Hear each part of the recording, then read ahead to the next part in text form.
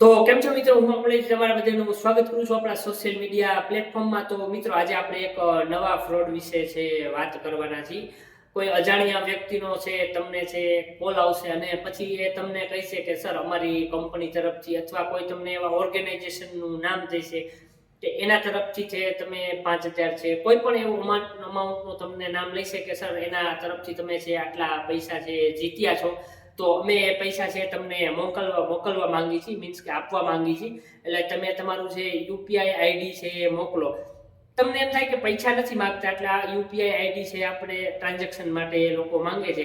તો પછી જો તમે એને યુપીઆઈ આઈડી તમારું આપશો, તો એ પછી તમારા જે પણ યુપીઆઈ અકાઉન્ટ છે, તમારું ગૂગલ પે છે, ફોન પે છે, પેટીએમ છે, XYZ જે તમારું અકાઉન્ટ હોય એમાં છે એ લોકો પછી તમને જે અમાઉન્ટ કીધી છે એ અમાઉન્ટની તમને છે એ લોકો રિક્વેસ્ટ મોકલશે પૈસાની.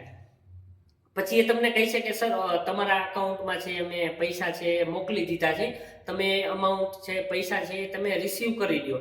જ્યારે તમે તમારું અકાઉન્ટ ખોલશો તો ત્યારે તમને અહીંયા પૈસાની રિક્વેસ્ટ આવેલી હશે. રિક્વેસ્ટ એ માટે કે તમે એને પૈસા મોકલો એવી રિક્વેસ્ટ છે. રિક્વેસ્ટ એ નથી કે એને તમને પૈસા મોકલા છે તમારે એક્સેપ્ટ કરવાના છે, એવી યુપીઆઈ આઈડીમાં છે જ નહીં. સામેવાળો વ્યક્તિ તમને જે પૈસા મોકલે એટલે તરત જ તમારા અકાઉન્ટમાં છે ક્રેડિટ થઈ જાય છે. અથવા તમારે કોઈ આગળથી પૈસા જે માંગવા હોય ઉછીના એની પાસેથી તમારે લેવા હોય તો તમારે એને રિક્વેસ્ટ મોકલવી પડે છે.